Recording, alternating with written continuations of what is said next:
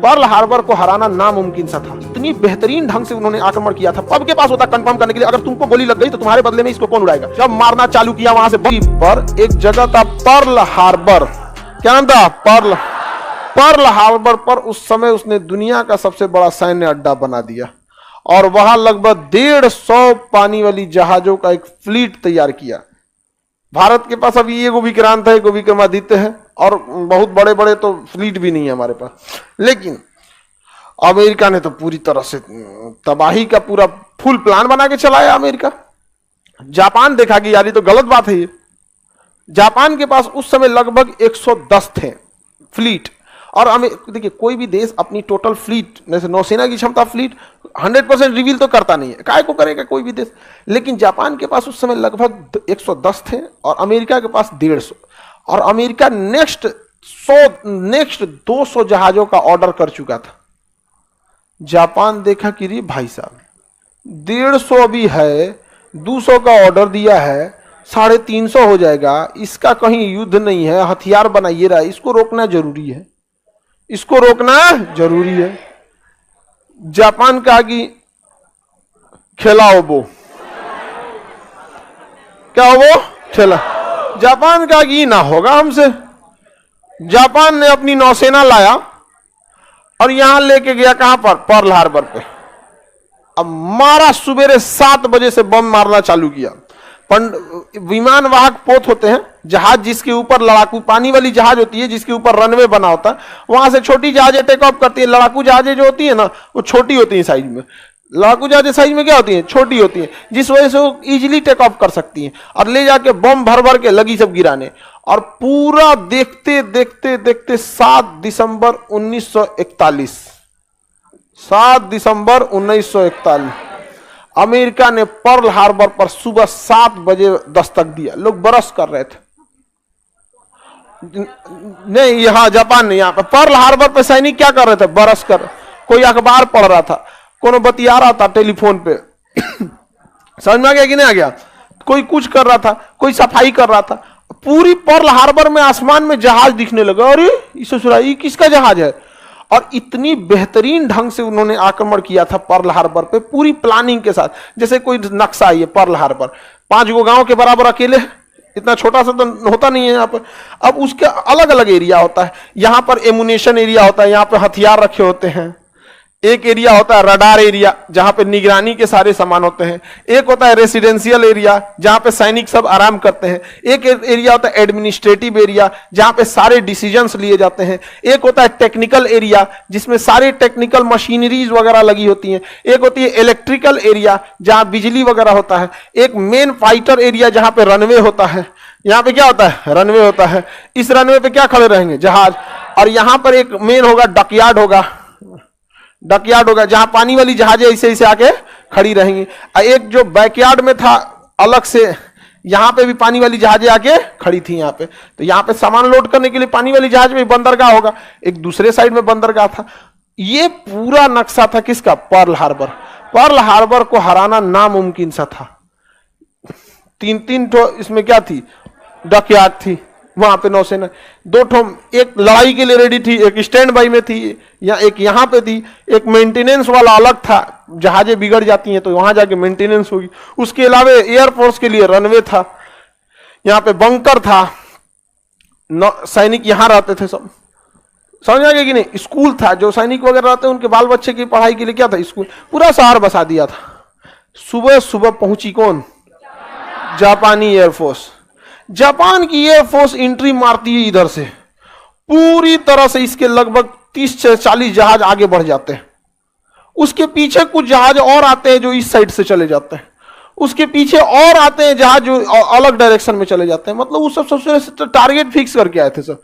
हम आगे चाहिए तो दुबे जी तू स्कूल उड़ाइयो, पूरा प्लान बना के। सारे पायलट के पास नक्शा था, कौन सा बिल्डिंग किस पायलट को उड़ाना है। और सबके पास होता कंफर्म करने के लिए, अगर तुमको गोली लग गई तो तुम्हारे बदले में इसको कौन उड़ाएगा। मतलब एक टारगेट, दो जहाज। और उसी हिसाब से घुस गए कि जिनको ये उड़ाना है वो पहले घुस गए।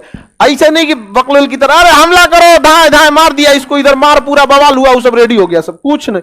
पूरा एरिया के हिसाब से वो रनवे से उड़ान ही भरे थे। इस हिसाब से जापानी सब इस हिसाब से उड़ान भरे थे कि जिसको अंदर हमला करना है वो पहले उड़ान भर लिया, जिसको बीच में करना है वो था बाद में आया, जिसको इधर करना था यहां पे। पूरा पर्ल हार्बर के आसमान पे गिद्ध की तरह जहाज घूमने लगे सब। अमेरिका को लगा कि हमारी सेना है, स्वागत के लिए आई है, हमें कौन क्या कर सकता है, अमेरिका है हम, अमेरिका है हम। जब मारना चालू किया, वहां से बम गिराना ना, अफरा तफरी हुआ तो फोन तक नहीं कर पाए थे ये लोग, फोन नहीं कर पाए थे। सबसे पहले आके टेक्निकल एरिया उड़ाया था, दाएं पूरा मशीन उधिया गया, टावर हेलो हेलो जा, यहाँ पे इलेक्ट्रिसिटी मारा उधिया गया, यहाँ पर दूसरा आते रनवे पे बम गिरा दिया, यहाँ पे कोई जहाज अब नहीं उड़ेगी, टुकुर टुकुर देखो। अब जहाज का पायलट लेके कर रहा है, हम क्या करें, इंजन स्टार्ट करके दूर दूर दूर दूर कर रहा है, मारा सब आया रनवे उड़ा ले, अब जहाज लेकर कर दे रहे हो यहाँ पे, अब क्या कर सकते हैं। यहाँ पे जहाज को गोली से मारे थे सब जापान वाले, कहा तो उड़ पाएगा नहीं, तुमको बम का लिए जियान करे तुम्हारे पे। जियान मतलब समझता, डिस्ट्रॉय, बर्बाद, बर्बाद नहीं करना चाहिए, समझ में गया कि नहीं गया। तो जियान जो है वो जियान भाषा अपनी है और बर्बाद कर देना भी भाषा है एक ठो, समझ में आ गया कि नहीं। किसी को कोई दिक्कत, आगे बढ़े। तो पूरी तरह से जापान वाले कहां घुस चुके थे सब, पर्ल हार्बर पर। एक एरिया थी, एक जहाजों का ग्रुप था जो एक एरिया में घुसा, दूसरा एडमिनिस्ट्रेटिव एरिया पे घुसा, एक तो घुसा रेसिडेंशियल एरिया पे, एक रडार एरिया में 10-15 ठो निकले सब, इलेक्ट्रिकल एरिया पे, टेक्निकल एरिया में, रनवे पे, सारा चीज जो ध्वस्त हो गया, जो तत्काल रिएक्ट कर सकता था वो क्या हो गया, ध्वस्त हो गया। अब पानी में बची नौसेना की जहाजें, समझ में आ गया। ये जहाजें कुछ डॉकयार्ड में लगी थी, कुछ की सर्विसिंग हो रही थी, कुछ रेडी थे अपने मिशन पे जाने के लिए हथियार गोला बारूद से लोड करके, कुछ स्टैंड बाई में खड़े थे कि कभी कुछ इमरजेंसी हुआ तो हम लोग रिस्पॉन्ड करेंगे, कुछ बिगड़े हुए थे उनकी सर्विसिंग हो रही थी। उन्होंने कहा कि एक तो पहले बाद में इलाज हो। तो हाई रेडी कौन है रे जितना लोग रेडी जहाज थे सबके ऊपर बम मारना चालू किया, ये उड़ा दिया, ये उड़ा दिया, ये उड़ा दिया। शाम को जापानियों ने कहा ओके टाटा बाय बाय, चल दिया, मारा पर्ल हार्बर उड़ा के जापानी चल दिए। जापानियों ने पूरी तरह से तबाह कर दिया। अमेरिका पूछा मारा क्यों था हमको, हमारा तुमसे क्या दुश्मनी, आके मारा क्यों हमको। अब जैसे हम ही लोग हैं, हम लोग के ऊपर आके अगर कोई देश कहीं बाहर से आए, केनिया से हम लोग का कोई दुश्मनी है, आके बम मार दे, तो हम लोग पूछेंगे ना आखिर तुम्हारा दिक्कत क्या है, कोई दुश्मनी है हम लोग का केनिया से, कोई दुश्मनी नहीं है। आए सिंगापुर धाए धाए बम गिराना चालू करे तो बाद पूछेगा ना ये सिंगापुर तुमको क्या हो गया भाई, आखिर क्या हुआ है, ये समझ में आ गया कि नहीं आ गया। तो जापान से पूछा अमेरिका यार किए क्या थे हम, ये बता तुमको। कहा यार तुम बहुत तेजी से विकास कर रहा था, हमको ये देखा नहीं गया, अगर हम विकास करते ना तो तुम बहुत तेजी से निकल जाता, इसलिए एक ही रास्ता है, तुमको हम ढकेल दिए पीछे, अब तुम 20 साल तुम्हारी कमर टूट जाएगी, अब हमको आगे बढ़ने तुम। अमेरिका आग बबूला हो गया। अमेरिका कहा कि we will teach lesson to Japan, हम जापान को एक सबक सिखाएंगे। जापान के राजा तो हीरो ही, तो we doesn't consider America is an important country. कहा हम अमेरिका को कोई इंपॉर्टेंट कंट्री नहीं मारते हैं, सुबह अभी तो मार के आए हैं।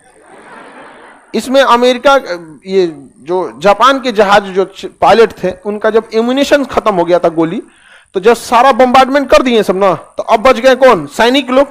तो खोज खोज को गोली मार रहा था जहाजिया पे से, जहाजिया नीचे ले आके चला हो गोली और भागता मार धा धा धा मारा, सब पूरी तरह से ध्वस्त कर दिया। जब गोलियां खत्म हो गई थी तो इन लोग का ये अपनी जहाज ले आके लड़ा देते थे सब, कामाकाजी बोला जाता था। क्या कहा जाता है, कामाकाजी। जापानी सब इतने जाते हो तुमको तो दूर जाके मारा, हम तो सिराने खड़े हैं, हम तो एकदम ईपी सेंटर पे खड़े हैं, मार रहा है जर्मनी। 15 दिन 15 रात बिना रुके बम गिराया, तुम 3 घंटा में उबिया गया बेचारा अमेरिका आग बबूला हो गया। जापानियों को सबक सिखाना पड़ेगा।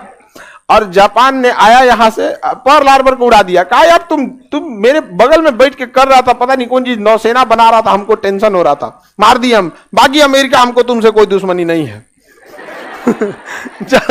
जापानियों सबको पूरा अमेरिका वाला दुश्मनी से तो देख रहा था, बर्बाद कर देंगे जापान तुमको।